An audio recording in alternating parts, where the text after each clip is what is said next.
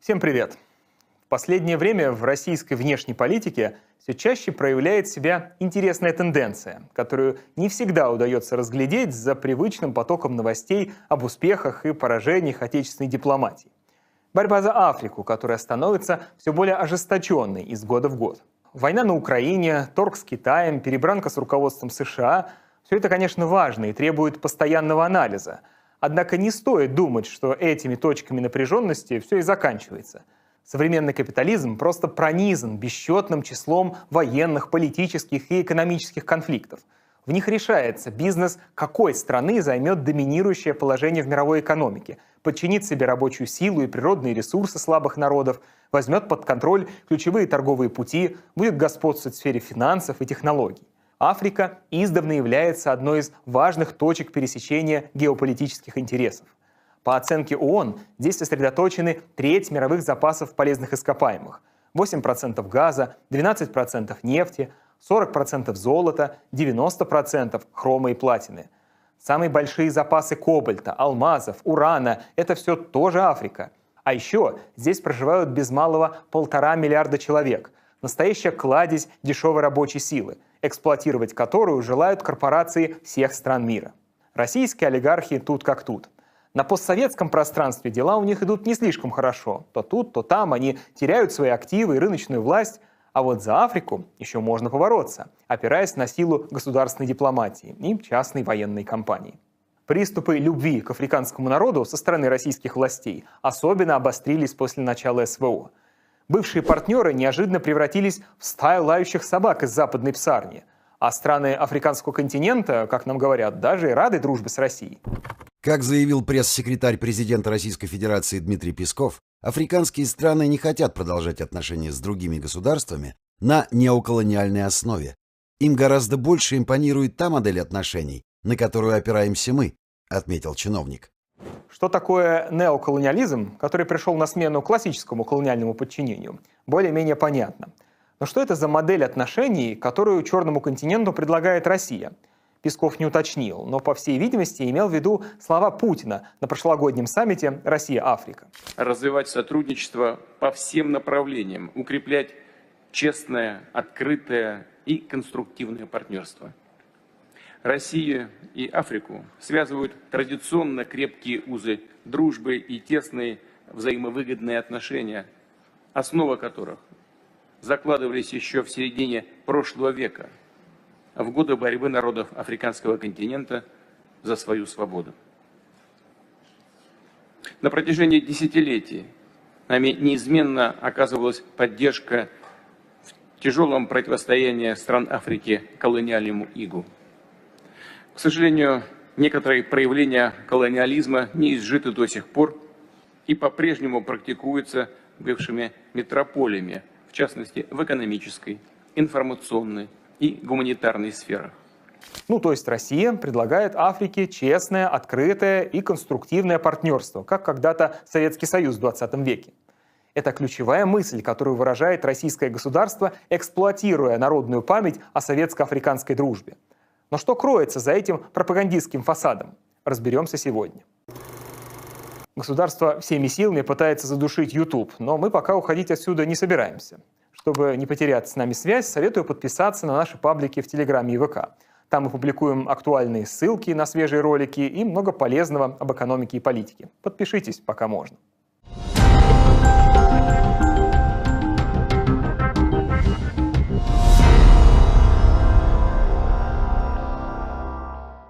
Чтобы понять, от кого Путин обещает защитить Черный континент, начнем с небольшого экскурса в историю отношений Африки с Западом. 30 секунд или 1 минуту, маленькую историческую справку. Да. Европейская колонизация Африки в современном понимании берет начало в 15 веке. Это был период первоначального накопления капитала в Западной Европе. Для того, чтобы дать толчок капиталистическому производству и осуществить промышленную революцию, необходимы были значительные инвестиции. Важным их источником стали богатства, изымаемые из покоренных территорий. Первыми контроль над западным побережьем Африки взяли португальцы. Следом за ними туда устремились и другие европейцы – голландцы, французы, англичане. колонизаторы развязали активную работорговлю и вывоз сельскохозяйственной продукции. Главной вехой в процессе захвата африканских земель стала Берлинская конференция 1884-85 годов, которая официально закрепила факт колонизации Африки и разграничила колониальные владения крупнейших держав. К началу XX века официальную независимость в Африке сохраняли лишь Эфиопия, Либерия, созданная Соединенными Штатами для расселения освобожденных рабов, и Марокко, которое вскоре, однако, было разделено между Францией и Испанией. Практически вся территория континента, более 90%, находилась под колониальным правлением Великобритании, Франции, Португалии, Германии, Бельгии, Италии и Испании. Египет де юре был частью Османской империи, но фактически находился под британским контролем. Африканские территории были превращены метрополиями в аграрно-сырьевые придатки, периферию мирового капиталистического хозяйства. Здесь применялся принудительный труд, экспроприация земель, создание резерваций и насаждение монокультурного сельского хозяйства, например, хлопка в Судане, арахиса в Сенегале, какао и пальмового масла в Нигерии. Истощающие почву способы земледелия и неурегулированный выпас скота привели к истреблению многообразия животного мира, регрессу растительного покрова, прогрессирующей засушливости и ускоренной эрозии почв. В результате охоты за слоновой костью африканские слоны были поставлены на грань исчезновения. Та же участь постигла и носорогов. Колонизаторы захватывали наиболее плодородные земли, оттесняли коренное африканское население в отдаленные безводные регионы, обрекая его на нищету, голод и эпидемии. Африканцы использовались в качестве пушечного мяса в Первой и Второй мировых войнах. Всего мобилизовано было около 2 миллионов человек. Вторая мировая нанесла тяжелый удар по экономике большей части стран Европы. Содержание солдат в колониях на другом конце света становилось для таких стран слишком затратным. После войны метрополии пытались сохранить свои владения на континенте путем политических маневров и колониальными войнами в Кении, Алжире, Анголе, Мозамбике, но безуспешно. В 50-х, 60-х годах под напором национально-освободительного движения произошел распад колониальной системы в Африке, который завершился к 70-м годам. После освобождения на африканских народах надолго сохранились шрамы многовекового угнетения. Они не имели развитых демократических институтов, устойчивой экономики, опыта управления государством. Например, в Демократической Республике Конго до обретения независимости никогда не проводилось выборов. В других странах, таких как Гвинея, не хватало подготовленного персонала и инфраструктуры. Когда Франция уступила западноафриканскую колонию в 1958 году, французское правительство отозвало более 4000 своих граждан, многие из которых работали судьями, учителями, врачами, и приказало уничтожить все, что они могли перед отъездом. В результате администрация уже Республики Гвинея пришла к власти с общественными зданиями, лежащими в руинах, и государственными служащими, не прошедшими обучение у тех, кто правил страной более 60-летий. Новое руководство африканских стран также столкнулось с наследием колониальных границ, которые многие имперские державы проводили без учета национальных, политических и экономических реалий на местах. Это стало причиной многих военных конфликтов на континенте. Однако разрушение старой системы эксплуатации, в основе которой лежала внеэкономическая, то есть основанная на физическом насилии и принуждении, не означало автоматической свободы и демократии для народов Африки. Колониализм сменился неоколониализмом. Западные метрополии вернулись в Африку уже в форме транснациональных корпораций. Они закреплялись в регионе через размещение там прямых инвестиций и строительство предприятий в тех или иных отраслях, которые позволяли наиболее эффективно эксплуатировать местную дешевую рабочую силу и природные ресурсы. Кваме Нкрума, ставший в 1957 году во главе независимой республики Гана, первым ввел в оборот понятие неоколониализм, назвав его последней стадией империализма. В одноименной книге он писал: На месте колониализма, как главного инструмента империализма, мы имеем сегодня неоколониализм. Неоколониализм, как и колониализм, это попытка вынести, экспортировать вовне социальные конфликты капиталистических стран. Результатом неоколониализма является то, что иностранный капитал используется для эксплуатации, а не для развития менее развитых частей света. Инвестиции при неоколониализме увеличивают, а не сокращают разрыв между богатыми и бедными странами мира. Суть неоколониализма в том, что государство, которое ему подчиняется, теоретически независимо и имеет все внешние атрибуты международного суверенитета. В действительности его экономическая система, а значит и его политика, направляются извне. Однобокий характер инвестиций в сырьевые и трудозатратные отрасли усиливали диспропорции местных экономик, препятствуя их развитию. А доминирование монополий подрывало мелкое производство, лишая людей рабочих мест. Например, в таких странах, как Гвинея-Бисау, Сенегал, Мавритания, где рыболовство выступало в качестве одной из ключевых отраслей экономики, пришли хозяйничать западные монополии. Получив от местных правительств право на освоение прибрежных вод, корпорации не соблюдали нормативов по вылову рыбы, нарушали природный процесс воспроизводства этого ресурса. Это привело к массовому разорению местного населения, росту безработицы и миграции людей по всему региону. В докладе компании Oxfam от 2024 года утверждается, что политика международных монополий в Африке консервирует на континенте модель экстрактивизма – это изъятие природных ресурсов с минимальной обработкой, что придает монокультурный характер экономикам стран, зацикленным на экспорте основных видов сырья, от меди до кофе. Еще один пример неоколониализма – отношения между Бельгией и ее бывшей колонией Конго. Несмотря на формальное обретение независимости, фактическая власть в стране принадлежала компании Société Générale de Belgique, контролировавшей около 70% экономики Конго. Один из самых ценных активов – провинция Катанга, богатая минеральными ресурсами. После неудачной попытки национализировать горнодобывающую промышленность в 60-х годах, она была вновь открыта для иностранных инвестиций.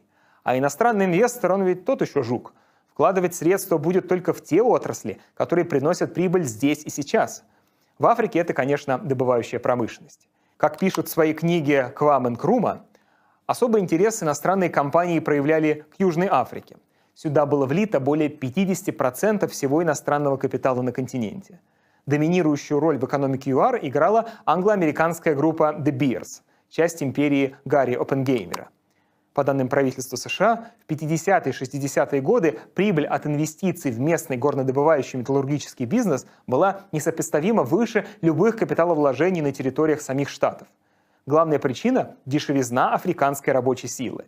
Если в 1962 году американские шахтеры зарабатывали в среднем $2,7 в час, то в Южной Африке только 10 центов, то есть 27 раз меньше.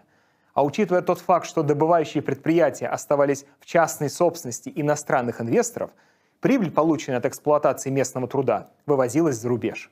Справедливости ради стоит отметить, что деятельность западных корпораций в Африке в 20 веке – это не только патагонные производства и вывоз прибыли. Американцы и европейцы строили на континенте инфраструктуру, передавали, хотя отсталые, но все же дефицитные технологии для Африки, способствовали установлению относительного порядка. Однако обмен в конечном счете оставался крайне неэквивалентным, о чем свидетельствует экономическая отсталость стран Африки, сохранившаяся и через много десятилетий после падения колониального режима. Казалось бы, неоколониализм – это отношения, которые, по крайней мере поверхностно, на первый взгляд, выглядят как добровольное сотрудничество свободных экономических агентов. Частные компании с одной стороны и правительство независимого государства с другой, которое пускает в страну инвестора. Работник шахты вроде как тоже не из-под палки трудится, а получает зарплату, пусть и смехотворную. Ясно, что о реальном равноправии тут речь не идет, но оно хотя бы декларируется. Однако вместе с этим в современных отношениях западных стран с Африкой осталось немало черт старого доброго колониального угнетения, без приставки «нео». Так, Франция продолжает прямо ограничивать суверенитет своих бывших колоний через контроль над эмиссией местной валюты, франка КФА, сохранившегося с первой половины 20 века. Он остается единственной валютой для 14 государств Центральной и Западной Африки. Они не могут влиять на обменный курс и использовать его для регулирования национальных экономик. А валютные резервы этих государств хранятся на счетах французского казначейства и не подконтрольны им. Лишая африканцев финансовой независимости, французская метрополия создает благоприятные условия для освоения региона своим корпорациям. Самые крупные из них, Total и Orano, много лет занимаются добычей полезных ископаемых на континенте. Рекомендую посмотреть наш ролик на эту тему. Зачем это я так подробно описываю отношения западных стран с Африкой? Ролик-то этот про Россию начинался. Это нужно для того, чтобы сравнить, сопоставить политику капиталистических государств с социалистическим блоком, который также выстраивал долгосрочные отношения с Черным континентом в 20 веке. В 1960 году СССР настоял на том, чтобы Генеральная ассамблея ООН приняла декларацию о предоставлении независимости колониальным странам и народам. В условиях холодной войны, затронувшей также независимые африканские государства, СССР поддерживал на континенте своих союзников, в частности Египет, во время Суэцкого кризиса в 1956-1957 годах. Кроме того, он оказывал военно-техническую, материальную и дипломатическую помощь национально-освободительным организациям и движениям, боровшимся с колониализмом и расово-дискриминационными режимами Южной Родезии с 80-го года, это Зимбабве, и в ЮАР. Наиболее плодотворно развивались отношения СССР со странами Северной Африки, в первую очередь с Египтом, Ливией, Алжиром, Марокко и Тунисом. В Африке южнее Сахары приоритетами Советского Союза были дружественные Танзания, Гвинея, Гвинея-Бисау, Сан-Томе и Принсипи, Республика Конго, Мали, Эфиопия, Мадагаскар, Ангола, Мозамбик, Бенин и другие.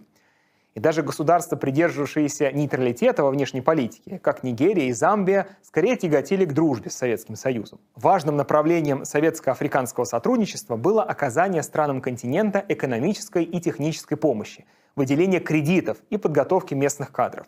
Всего СССР заключил соглашение об экономическом и техническом сотрудничестве с 37 странами Африки.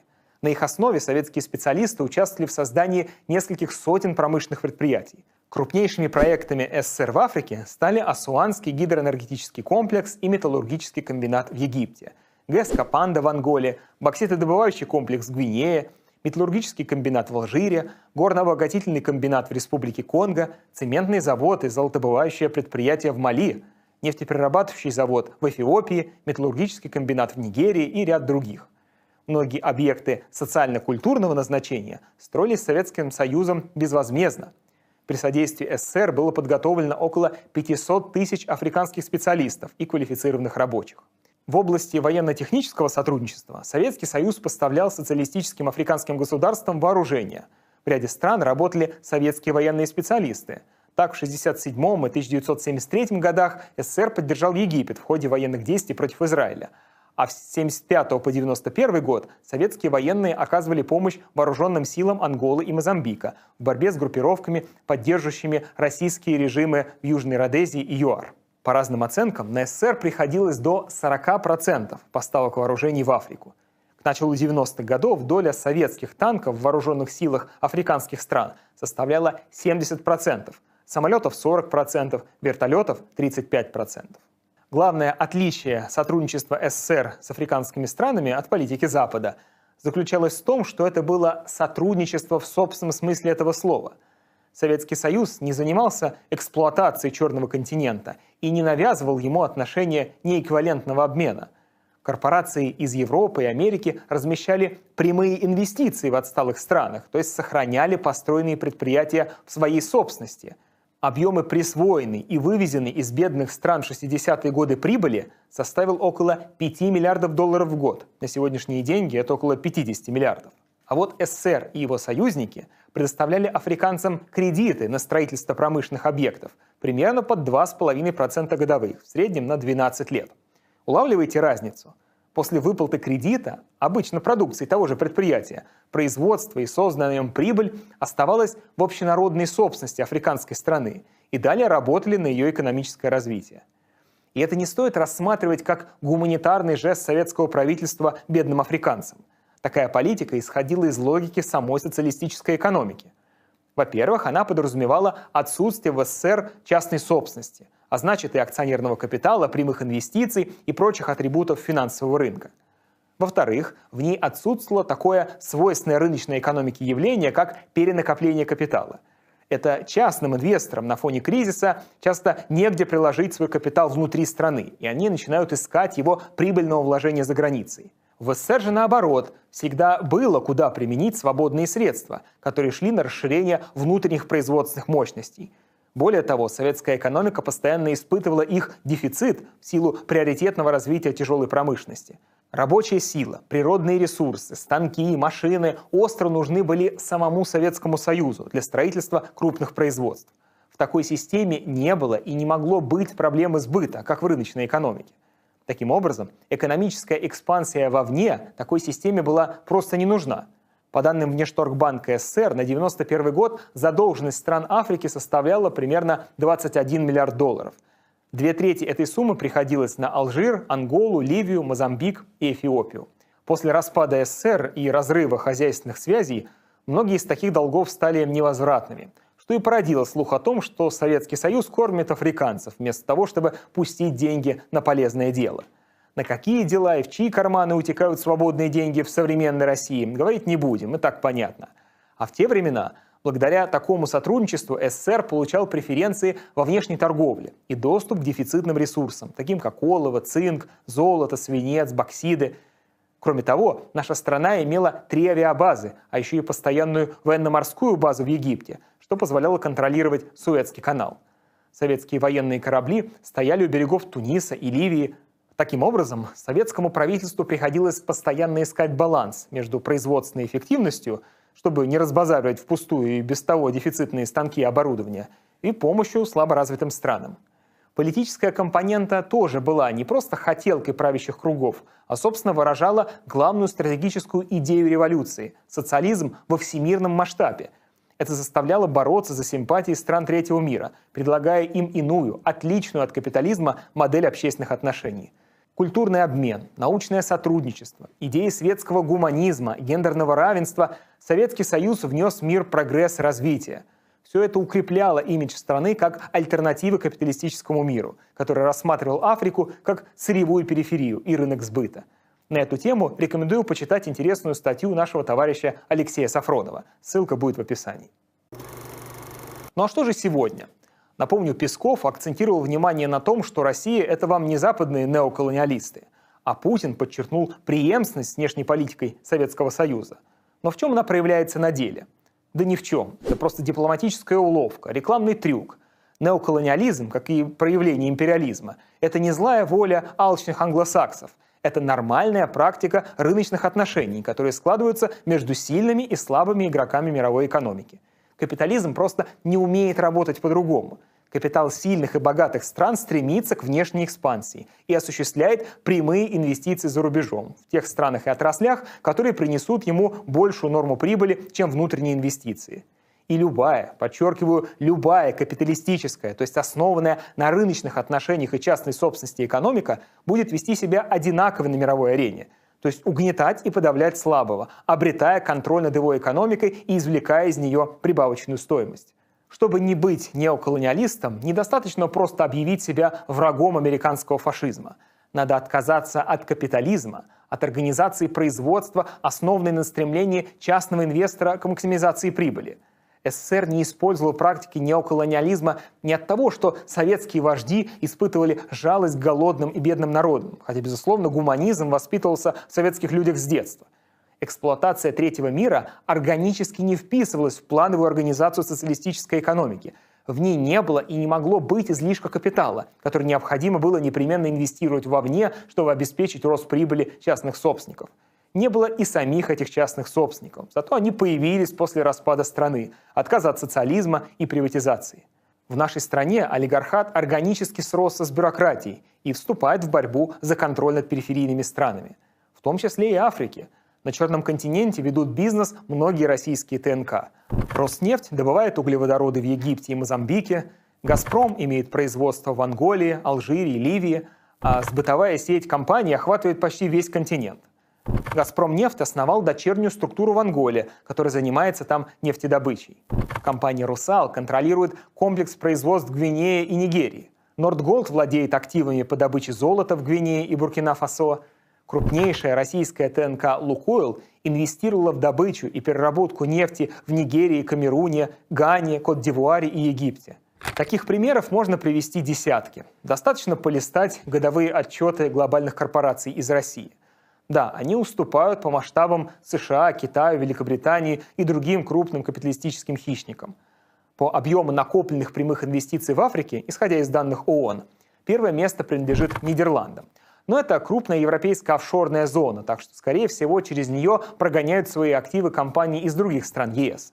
А дальше идут мощные империалистические державы – Франция, Великобритания, США и Китай, активы которого в Африке оцениваются в 41 миллиард долларов. Все они значительно опережают Россию, у которой, по самым оптимистичным оценкам российских экспертов, накопленные инвестиции не превышают 17 миллиардов долларов. Впрочем, подтверждение этих данных в международных базах найти не удалось. В общем, количественные отличия есть, но качественных нет. Модель отношений России с Африкой совсем не похожа на советскую, антиколониальную. зато до боли напоминает капиталистические неоколониальные практики, размещение в Африке прямых инвестиций, эксплуатация природных ресурсов и рабочей силы и дальнейший вывод прибыли из региона. И, конечно, российским олигархам хотелось бы расширить свое присутствие на континенте, открыть там больше производств, чтобы получить еще больше прибыли. Хороший пример нашим капиталистам подает Китай, еще один империалист, который любит заигрывать с антиколониальной темой, ссылаясь на свое социалистическое прошлое. Про деятельность китайских корпораций в Африке мы снимали отдельный ролик, очень рекомендую посмотреть, он актуален как никогда. Суть такая. КНР занят возведением гигантского инфраструктурного проекта «Один пояс, один путь», который включает территории 70 стран, в том числе африканских. Его реализация позволит Китаю получить новые рынки сбыта и выгодно доставлять туда свои товары. А еще дает возможность активно вывозить капитал из страны на фоне падения темпов экономического роста. Деньги, не нашедшие применения в Китае, инвестируются по всему миру. КНР приобретает активы на территории других стран, которые будут генерировать для него прибыль. А еще предоставляет гигантские кредиты, но не такие, как СССР, под низкий процент, как форму помощи союзникам. Задача Китая – создать спрос на свою продукцию за рубежом и тем самым стимулировать свой бизнес. В итоге Китай занял место одного из крупнейших кредиторов бедных стран. Об этом сообщает китайское агентство Синьхуа в статье, где оно пытается оправдать свою внешнюю политику. В духе, мол, не такие уж мы и кровожадные, даже списываем долги иногда. Вон, на США лучше посмотрите. И действительно, сравнение с США, ЕС и другими странами западного мира вполне уместно. Экономическая система одна – капитализм, хоть и с национальной китайской спецификой. А значит, и практика ведения бизнеса будет схожей. Об этом не понаслышке знают жители Найроби, столицы Кении, где китайские застройщики, возводя платную трассу в рамках своего проекта «Один пояс, один путь», снесли целое поселение бедняков. Наши российские олигархи, конечно, мечтают достичь мощи своих китайских коллег. По словам министра экономического развития Максима Решетникова, в Африке богатая ресурсная база, но нет технологий производства. Нужны наши технологии по разработке месторождений и добыче полезных ископаемых. Высокие темпы урбанизации делают востребованным наш опыт по строительству жилья, автомобильных и железных дорог, портов, нефтегазопроводов, коммунальных сетей. Но ничего подобного проектам КНР они запустить не в силах. Поэтому в ход идут дипломатические приемы. Например, в 2023 году Путин заявил, что Россия списала странам Африки долги на сумму 23 миллиарда долларов, умолчав, что значительная часть из них – невозвратные долги еще советских времен. Так российское государство пытается завоевать расположение африканских чиновников и выторговывает для себя и своих корпораций привилегии в освоении местного рынка. Используются и силовые способы продвижения российского бизнеса в Африке. Всем известен боевой путь некогда крупнейшей частной военной компании России «Вагнер». Она участвовала в военных конфликтах на территории континента с 2017 года. Ключевыми сферами влияния вагнеровцев были Ливия, Центральная Африканская Республика, Судан, Мали, Мозамбик и Мадагаскар. Российские наемники не только занимались военными вопросами, вытесняя из региона профранцузские политические силы, но и активно занимались бизнесом. Через свою местную дочернюю компанию «Лабая Инвест» группа Вагнера получала несколько лицензий на добычу золота и алмазов. Вагнер вложил деньги в крупный золотой рудник в Центральноафриканской Республике, а также занимался торговлей древесиной, кофе и сахаром. ЧВК работала в тесной связке с российским крупным бизнесом. Так, в Гвинее при поддержке Вагнера сумел обнулить сроки и переизбраться лояльный Москве президент Конде. При нем под контролем русала Олега Дерипаски находилось 40% добычи всех гвинейских бокситов. Вывод такой. Российский капитал потеснили на Украине, и он полез в Африку. В борьбе за свой кусок пирога все средства хороши.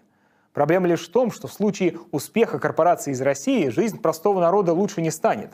Заграничную сверхприбыль они присвоят себе, а вам расскажут невероятную историю о том, как спасают народы бедных и угнетенных стран от порабощения западными колонизаторами. В общем, перефразируя известное высказывание о фашизме, неоколониалисты будущего будут называть себя борцами с неоколониализмом.